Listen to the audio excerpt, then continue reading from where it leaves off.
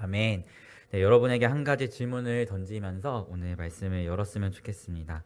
성경은 우리에게 그리스도의 장성한 분량까지 성장할 것을 명하고 있는데 여러분이 생각하셨을 때 성장이란 무엇이라고 생각하시나요? 내가 하나님 앞에서 좀 성장했다는 것을 우리는 무엇을 통해 알 수 있을까요?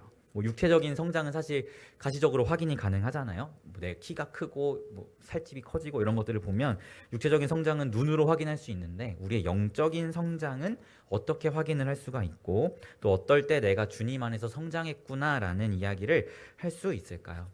저의 삶을 돌아보면 내가 성장했구나라고 생각하는 부분들이 뭐냐면 하나님을 향한 저의 고백이 바뀌었을 때 저는 제가 성장했다고 느끼는 것 같습니다. 예를 들어서 어떤 어려운 순간을 마주했을 때 예전에는 하나님께 원망과 불평의 고백을 했다면 지금은 그 이끌어 가신 하나님의 섭리에 대한 기대와 감사에 대한 고백을 하는 저를 볼 때 때로는 내가 성장했구나라는 생각을 하기도 하고 때로는 내가 예수님께 나의 삶을 맡겨드리는 게 참 부담스럽다고 느껴졌는데 이제는 나의 인생을 주님께 드립니다라는 고백을 할 때 내가 조금은 성장했구나라는 것을 느끼게 되는 것 같아요. 우리가 뭔가 영적으로 성장했을 때 나타나는 가장 큰 표징이 저는 우리의 고백이 바뀌는 것이라고 생각합니다. 그래서 저는 성장을 이렇게 정의하고 싶어요. 성장은 하나님에 대한 나의 고백의 변화이다 라고 정의를 하고 싶습니다. 여러분은 어떠신가요? 여러분은 하나님을 향해서 어떤 고백을 드렸었고 그리고 지금은 어떠한 고백을 드리고 계신가요? 그리고 그 고백의 변화 속에서 하나님과 어떤 함께했던 이야기들이 있는지 여러분에게 여쭤보고 싶습니다. 분명한 것은 우리가 이제 하나님 안에서 그리스도의 장성한 분량까지 성장을 하는 것을 하나님은 원하고 계시고 그 성장을 위해서 때로는 우리에게 고난과 역경을 주시기도 한다는 것입니다. 이에 대한 말씀이 사실 계시록 6장 가운데 잘 나타나 있는데요. 오늘 말씀을 통해서 하나님께서 우리 교회에게 주시길 원하시는 말씀을 우리가 깨닫고 나아가는 은혜가 있었으면 좋겠습니다. 우리가 지난주에 계시록 5장을 함께 살펴보면서 예수 그리스도의 십자가의 죽으심과 부활하심으로 인하여 봉인되었던 그 하나님 오른손에 있었던 그 책을 예수께서 취하셨다는 것을 우리가 함께 살펴보았어요. 그리고 이 책에 담긴 내용이 이제 살펴보게 될 계시록 6장부터 22장까지의 내용이라고 말씀드렸고 6장에서 22장의 내용은 어떤 종말의 한 시점에 대한 이야기가 아니라 예수님 십자가부터 재림 사이까지 이 이미와 아직 이 시대 전체를 가리키고 있는 말씀이라고 여러분에게 설명드렸습니다. 이러한 관점에서 오늘 말씀 우리가 함께 살펴보았으면 좋겠는데요. 오늘 말씀을 보면 어린 양 예수께서 손에 취하신 그 봉인된 책을 여시는데 6장 안에서 보게 되는 것은 총 6번 그 인을 떼신다는 것을 우리가 보게 됩니다. 특별히 먼저 우리가 첫 번째부터 네 번째까지 떼시는 그 인의 내용에 대해서 살펴봤으면 좋겠어요. 오늘 말씀 2절부터 8절을 쭉 보면 예수께서 첫 번째 인을 떼실 때 또 두 번째, 세 번째, 네 번째 인을 떼실 때 색깔이 있는 말들이 등장한다는 것을 보게 돼요. 이런 말 말고 타고 다니는 말, 색깔이 있는 말이 나타나는데요. 한번 어떤 말들이 나오는가 첫 번째부터 살펴봤으면 좋겠습니다. 첫 번째 인을 뗄 때 어떤 말이 나오죠? 우리 2절 말씀인데요. 2절 말씀 한번 같이 읽어볼까요? 시작. 이에 내가 보니 흰 말이 있는데 그 탄 자가 활을 가졌고 면류관을 받고 나아가서 이기고 또 이기려 하더라. 아멘. 첫 번째 인을 뗐을 때는 흰색 말이 나왔다는 것을 보게 됩니다. 그리고 두 번째 인을 뗐을 때는 사절을 보면 붉은 말이 나왔다라고 이야기하고 있고 그 위에 탄 사람이 이 땅에서 평화를 없애고 서로 죽이는 일을 행하였다는 것을 보게 돼요. 그리고 세 번째 인을 떼니까 세 번째 인을 뗄 때에는 검은색 말이 나왔고 손에 저울을 들고 있었다라고 설명하고 있고 네 번째 인을 뗄 때에는 청황색 말이 나왔고 그 말 위에 탄 사람의 이름은 사망이다라고 성경이 이야기하고 있습니다. 이 인을 뗄 때 등장하고 있는 이 색깔이 있는 말들은 사실 스가랴 6장에 나와 있는 말씀들이에요. 스가랴 6장을 보면 하나님께서 이스라엘 백성들을 억압하는 나라를 심판하실 때 그때 색깔 있는 말들을 그들에게 보내시는 것을 우리가 말씀을 통해서 보게 돼요. 똑같은 색깔로 나옵니다. 흰색, 검은색, 붉은색, 거기는 아롱진색이라고 하는데 청황색을 의미하는데요. 우리가 잘 알다시피 이스라엘은 하나님과의 언약을 파기함으로써 아수르와 바벨론에게 멸망을 당했죠. 사실 우리가 호세아가 아니죠. 하박국 선지자를 통해서 우리가 알 수 있듯이 하나님께서 그 이방 나라를 사용하심은 이스라엘 백성들을 심판하시기 위해서 이방 나라를 심판의 도구로 사용하셨다는 것을 우리가 알게 됩니다. 하지만 그 이방 나라들은요, 하나님께서 부여하신 이스라엘을 심판하는 역할을 넘어서 과도하게 이스라엘을 억압하고 핍박했던 일들을 행하였습니다. 그래서 하나님께서 그 과하게 하나님이 부여하신 역할을 넘어서 이스라엘을 억압하는 이 이방 나라들을 심판하시기 위해 보내시는 말들이 이 네 가지 색깔의 말들이라는 것을 보게 됩니다.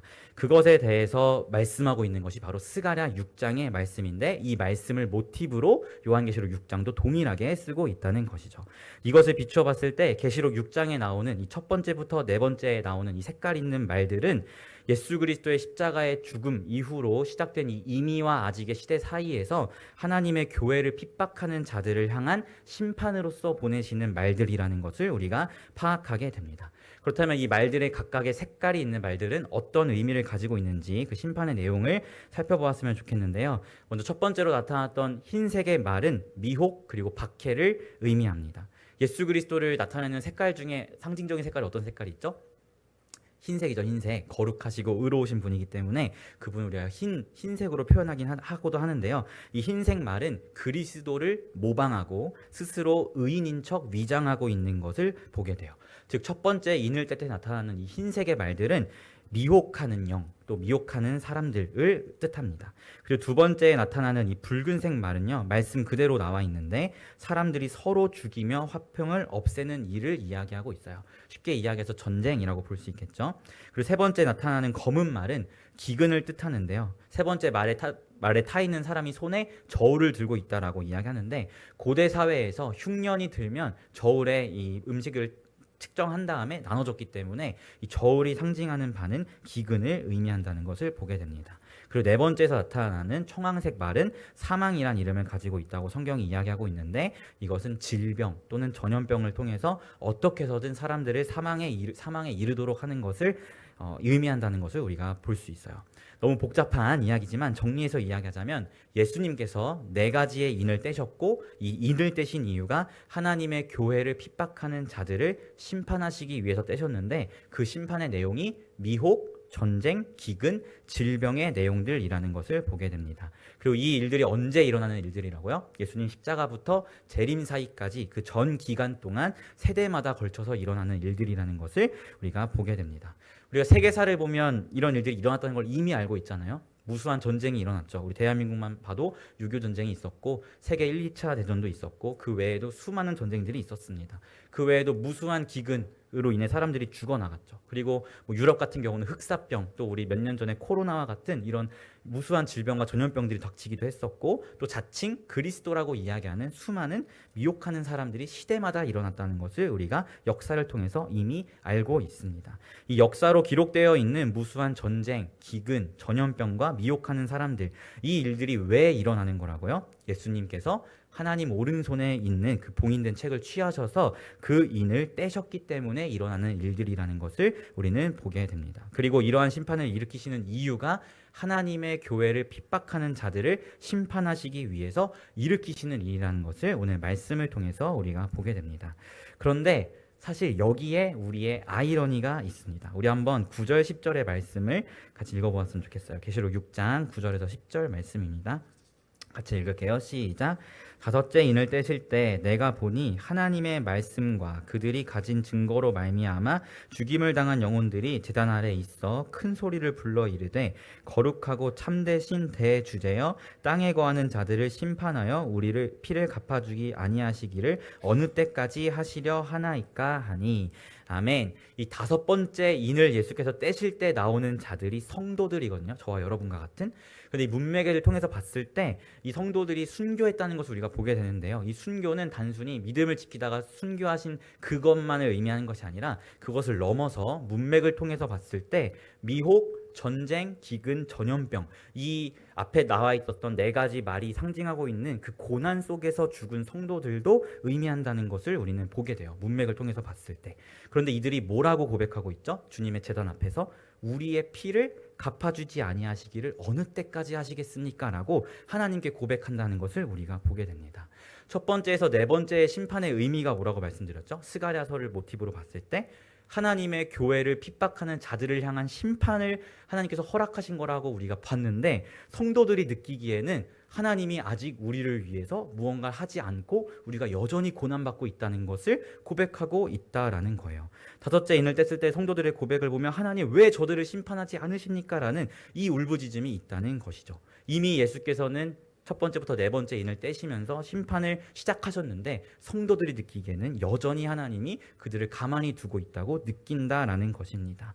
여기에 우리의 아이러니가 있는 거예요. 여러분도 하나님의 교회이고 하나님의 백성이고 하나님의 성도님들이시잖아요. 여러분이 생각했을 때 이 말이 공감이 되시나요? 하나님께서 아직 우리를 박해하는 자들, 이 세상의 사람들을 심판하지 않으셨다라고 여러분이 생각하시는지 한번 돌아보았으면 좋겠어요. 사실 예수 그리스도의 십자가 이후로 수많은 전쟁과 기근과 미혹과 질병, 전염병 이런 것들이 온 세계를 이미 덮쳤습니다. 말씀은 그 모든 일들이 하나님께서 하나님의 교회를 핍박하는 자들을 심판하시기 위해 일으키셨다고 이야기하지만, 이미와 아직을 살아가는 우리가 느끼기에는 하나님께서 여전히 그들을 향해 침묵하고 계신 것만 같은 그런 아이러니가 우리 안에 있다라는 것이죠. 왜 우리가 그렇게 느낄까요? 그 이유는 하나님의 교회를 핍박하는 자들을 위해 일으키신 전쟁, 기근, 전염병, 미혹 이런 일들이 우리와 구별되어서 그들에게만 나타나면 너무 좋은데 우리에게도 동일하게 그 어려움들이 찾아오기 때문이에요.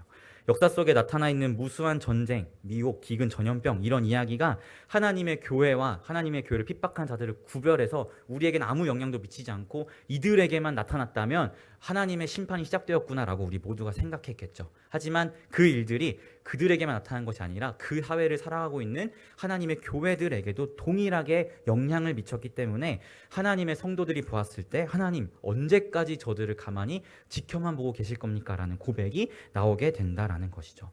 사실 하나님의 교회도 전쟁 가운데 죽었습니다.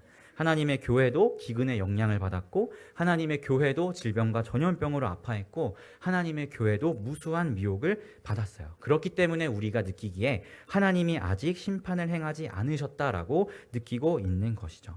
이러한 성도들의 하나님을 향한 이 질문, 아이러니한 질문에 대해서 하나님이 어떤 대답을 주시는지 우리 11절 말씀 같이 읽어보았으면 좋겠습니다. 11절 같이 읽을게요. 시작. 각각 그들에게 흰 두루마기를 주시며 이르시되 아직 잠시 동안 쉬되 그들의 동무 종들과 형제들도 자기처럼 죽임을 당하여 그 수가 차기까지 하라 하시더라. 아멘. 하나님께서 뭐라고 말씀하시나요? 흰 두루마기를 주면서 잠시 쉬어라. 너의 형제들이 죽임당하는 수가 찰 때까지 좀 기다리고 있어라 라고 말씀하십니다. 여기서 말하는 흰 두루마기는 고난 속에서 죽임당한 성도들에게 주시는 예수 그리스도의 거룩하신 의의 옷을 의미하고, 죽임당한 자의 수는 그리스도의 고난에 동참하는 자들의 숫자를 의미합니다. 이때까지 기다려라 라고 하나님께서 말씀하고 계신 것이죠. 하지만 분명하게 최후의 심판의 때는 옵니다. 하나님께서 지금도 이 첫 번째 인부터 네 번째 인에 나타나는 그 네 가지의 말들을 통해서 이 시대 속에 하나님의 교회를 핍박하는 자들을 심판하고 계시지만, 정말 주님 재림하실 때 일어날 최후의 심판, 그 종말의 때는 분명하게 다가옵니다. 그것이 바로 여섯 번째 인인데요.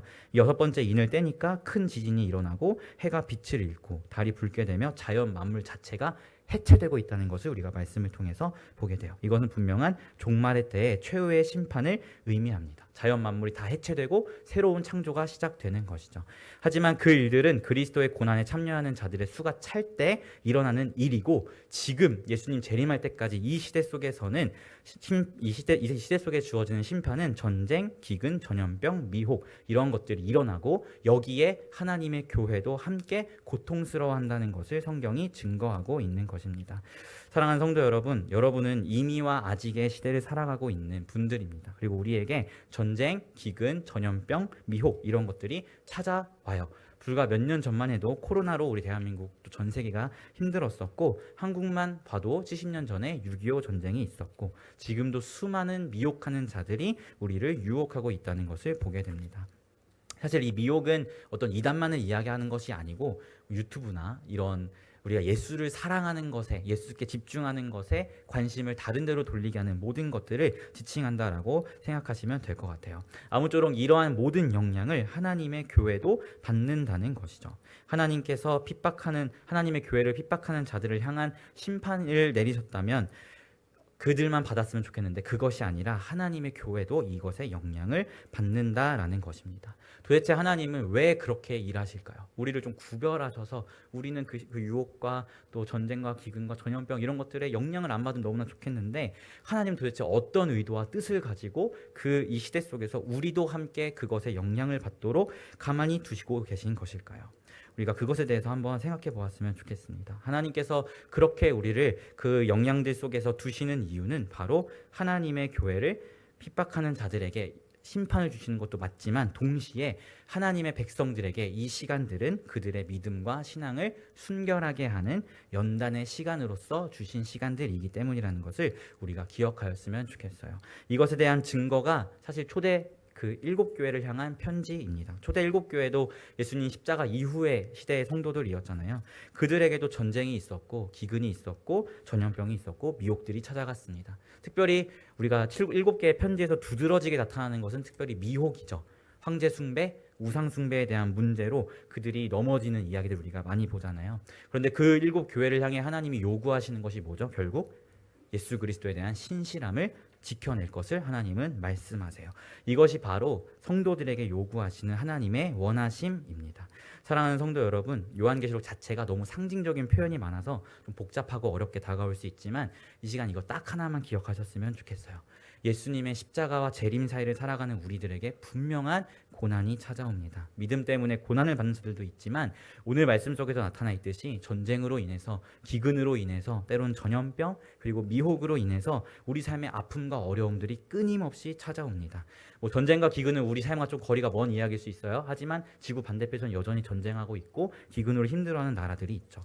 하지만 우리에게 가깝게 다가오는 것들이 또 있죠. 미혹과 질병이 바로 그런 것이죠. 예수를 사랑하고 있는 예수보다 더 사랑하고 있는 그 다른 무언가시 우리에게 미혹이 되기도 하고 우리 주변에 존재하고 있는 수많은 이단들이 우리의 미혹이 되기도 합니다. 그리고 우리의 육신을 아프게 하는 이 질병들 역시도 우리에게 찾아오고 있다는 것이죠. 하지만 이 가운데에서 하나님이 우리에게 원하시는 것이 뭐라고요? 바로 하나님을 향한 신실함을 잃어버리지 않고 우리의 믿음과 우리 신앙의 이야기를 더욱더 순결하게 예수 앞에 다듬어 가는 것을 하나님께서 원하신다는 것을 여러분이 기억하셨으면 좋겠습니다. 저는 여러분이 이것을 꼭 기억하셨으면 좋겠어요. 하나님을 향한 신실함을 지키기를 원하신다는 이 사실을 말이죠. 다섯째, 인에서 보듯이 그런 고난 속에 죽은 성도들에게 하나님의 흰 두루마기, 다른 말로 이야기하면 예수 그리스도의 의의 옷을 하나님께서는 끝내 입혀주십니다. 우리가 예수 그리스도의 거룩한 이 의의 옷이 우리에게 소망으로 준비되어 있다는 것을 기억하면서 하나님을 향한 신실함을 이 이미와 아직 시대에 살아가는 이 고난 속에 살아가는 우리가 지켜내는 우리 교회가 되었으면 좋겠습니다. 제가 정말 좋아하는 찬양이 있어요. 오늘 설교 후에 이주원 순자님께서 기도 인도하면서 함께 부를 찬양인데요. 깊어진 삶을 주께라는 찬양이 있습니다. 이 찬양 여러분이 아시는지 모르겠지만 이 찬양의 가사가 저에게는 굉장히 많은 도전이 되고 특별히 이미와 아직의 시대를 살아가는 우리에게 정말 도전이 되는 가사를 준다라고 생각하는데요. 우리 한번 후렴만 같이 불러보았으면 좋겠어요. 그래서 피아노만 반주해주면 될 것 같고 이 가사를 묵상하면서 우리 한번 이 깊어진 삶을 주께라는 그 찬양의 후렴만 같이 고백했으면 좋겠습니다. 가사도 한번 띄워주세요. 한번 고백해 볼까요? 함께 고백할게요. 매일 마주한 슬픔을 견뎌나가며 주 예수의 마음을 닮아가네. 두려운 걸음마다 주가 동행하니 주 의지하며 오늘을 건네. 주의 신실한 소망을 깊이 담으며 주 예수의 풍요를 채워가네. 하나님의 자녀로 명예 지켜가며 깊어진 삶을 주께 드리네. 아멘. 이 고백이 주님 다시 오실 그날까지 우리의 고백이 되었으면 좋겠습니다. 우리 교회도 너무나 큰 아픔이 있죠. 사랑하는 우리 하연이, 하나님께서 언제까지 침묵하실지 원망스럽기만 한 것도 사실인 것 같습니다. 그 외에도 우리 교회에 여러 환우들이 우리 교회 가운데 있고 또 미혹하는 자들의 이야기들도 우리 삶 가운데 찾아옴을 보게 됩니다. 하지만 이 모든 숱한 고난과 어려움의 시간 속에서 하나님이 우리에게 바라시는 것은 주를 향한 신실함입니다. 매일 마주하고 계신 슬픔을 견디시면서 예수 그리스도의 마음을 닮아가시길 부탁드립니다. 매일 마주하고 계신 고난의 그 시간과 마음 속에서 예수 그리스도의 풍요를 채워가시는 여러분들이 되시기를 부탁드립니다. 이렇게 하나님의 자녀로서 하나님의 아름다운 명예를 지켜가면서 어제보다 오늘 더, 오늘보다 내일 더 깊어진 삶의 고백을 예수 그리스도께 나아가시며 주님 다시 오실 날까지 믿음의 신실함을 지켜가시는 우리 교회가 되었으면 좋겠습니다. 이런 은혜가 우리 교회 가운데 넘쳐나기를 예수님의 이름으로 소망합니다. 아멘. 우리 함께 제가 기도하고 우리 기도에 이어서 했으면 좋겠습니다. 기도하겠습니다. 하나님 아버지, 그렇습니다. 예수 그리스도의 십자가와 재림 사이에 펼쳐지고 있는 이 이미와 아직의 시대 가운데 하나님께서 하나님의 교회를 핍박하는 자들을 향한 전쟁, 기근, 전염병, 미혹이라는 심판들이 펼쳐짐을 우리가 말씀을 통해서 보게 되었습니다. 하지만 이 심판의 어려움들이 그들에게만 향하는 것이 아니라 동일하게 하나님의 교회들에게도 향하고 있다는 것을 우리가 보았습니다. 하지만 이것을 우리에게 허락하신 이유는 우리를 향한 믿음의 순결함을 하나님께서 세워가시기 위해서 이것들을 허락하셨음을 우리가 기억합니다. 하나님, 우리 사랑하는 피플스 교회가 이 무수한 어려움 가운데에서도 언제나 예수 그리스도를 향한 믿음의 신실함을 지켜나가는 교회가 될 수 있도록 인도하여 주십시오. 매일 마주한 슬픔을 견디며 예수 그리스도의 마음을 닮아가고 예수 그리스도의 풍요를 채워갈 수 있는 우리 교회가 되게 하시고, 그렇게 하나님의 자녀로서의 명예를 지켜가며 어제보다 오늘 더, 오늘보다 내일 더 깊어진 삶의 고백을 주께 드리는 우리 피플스 교회가 될 수 있도록 성령으로 주장하여 주시옵소서. 감사드리며 예수님의 이름으로 기도합니다. 아멘.